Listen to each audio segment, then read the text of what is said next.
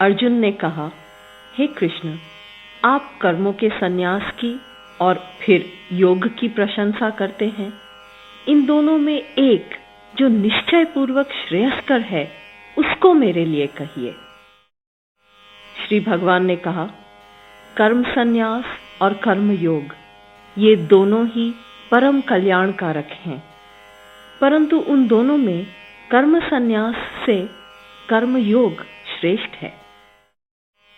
जो पुरुष न किसी से द्वेष करता है और न किसी की आकांक्षा, वह सदा सन्यासी ही समझने योग्य है।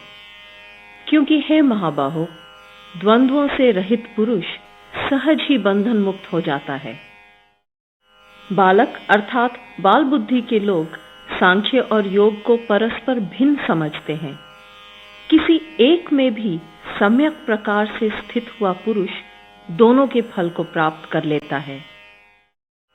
जो स्थान ज्ञानियों द्वारा प्राप्त किया जाता है, उसी स्थान पर कर्मयोगी भी पहुंचते हैं। इसलिए जो पुरुष सांख्य और योग को फल रूप से एक ही देखता है, वही वास्तव में देखता है। परंतु हे महाबाहो, योग के बिना संन्यास प्राप्त होना कठिन है। योग युक्त मननशील पुरुष परमात्मा को शीघ्र ही प्राप्त होता है। जो पुरुष योग युक्त विशुद्ध अंतःकरण वाला, शरीर को वश में किए हुए, जितेंद्रिय तथा भूत मात्र में स्थित आत्मा के साथ एकत्व अनुभव किए हुए है, वह कर्म करते हुए भी उनसे लिप्त नहीं होता। तत्वविद युक्त पुरुष यह सोचेगा कि मैं किंचित मात्र कर्म नहीं करता हूं।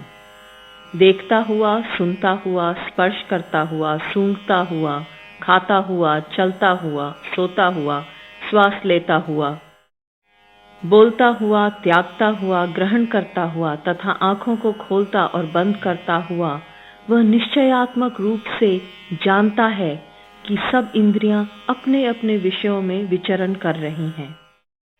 जो पुरुष सब कर्म ब्रह्म में अर्पण करके और आसक्ति को त्याग कर करता है, वह पुरुष कमल के पत्ते के सदृश पाप से लिप्त नहीं होता। योगी जन शरीर, मन, बुद्धि और इंद्रियों द्वारा आसक्ति को त्याग कर आत्मशुद्धि के लिए कर्म करते हैं।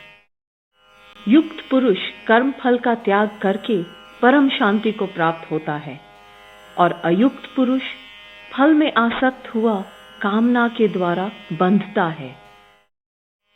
सब कर्मों का मन से संन्यास करके संयमी पुरुष नवद्वार वाली शरीर रूपी नगरी में सुख से रहता हुआ न कर्म करता है और न करवाता है। लोकमात्र के लिए प्रभु न कर्तृत्व, न कर्म और न कर्म फल के संयोग को रचता है, परंतु प्रकृति सब कुछ करती है। विभु परमात्मा न किसी के पाप कर्म को और न पुण्य कर्म को ही ग्रहण करता है, किंतु अज्ञान से ज्ञान ढका हुआ है, इससे सब जीव मोहित होते हैं। परंतु जिनका वह अज्ञान आत्मज्ञान से नष्ट हो जाता है, उनके लिए वह ज्ञान सूर्य के सदृश परमात्मा को प्रकाशित करता है। जिनकी बुद्धि उस परमात्मा में स्थित है, जिनका मन तद्रूप हुआ है, उसमें ही जिनकी निष्ठा है, वह ब्रह्म ही जिनका परम लक्ष्य है। ज्ञान के द्वारा पाप रहित पुरुष अपुनरावृत्ति को प्राप्त होते हैं, अर्थात उनका पुनर्जन्म नहीं होता है।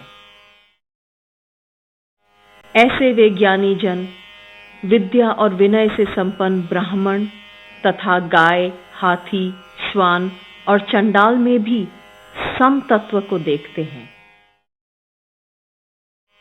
जिनका मन समत्व भाव में स्थित है, उनके द्वारा यहीं पर यह सर्ग जीत लिया जाता है, क्योंकि ब्रह्म निर्दोष और सम है, इसलिए वे ब्रह्म में ही स्थित हैं।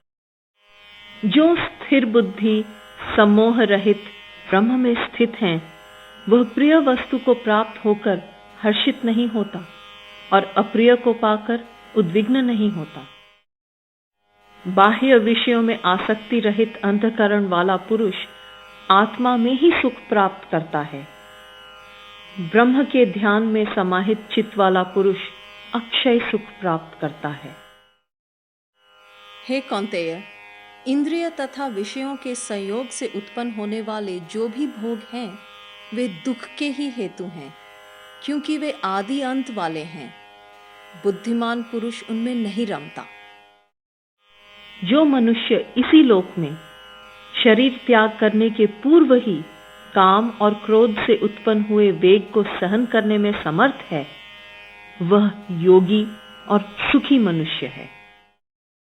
जो पुरुष अंतरात्मा में ही सुख वाला, आत्मा में ही आराम वाला तथा आत्मा में ही ज्ञान वाला है, वह योगी ब्रह्म रूप बनकर ब्रह्म निर्वाण अर्थात परम मोक्ष को प्राप्त होता है। वे ऋषिगण मोक्ष को प्राप्त होते हैं जिनके पाप नष्ट हो गए हैं, जो छिन्न संशय संयमी और भूतमात्र के हित में रमने वाले हैं। काम और क्रोध से रहित संयत चित्त वाले तथा आत्मा को जानने वाले यतियों के लिए सब ओर मोक्ष विद्यमान रहता है।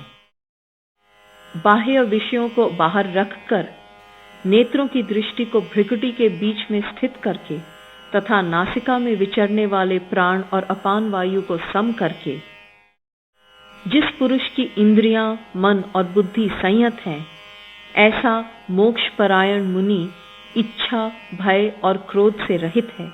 वह सदा मुक्त ही है। साधक भक्त मुझे यज्ञ और तपों का भोक्ता और संपूर्ण लोकों का महान ईश्वर तथा भूतमात्र का सुहृद जानकर शांति को प्राप्त होता है।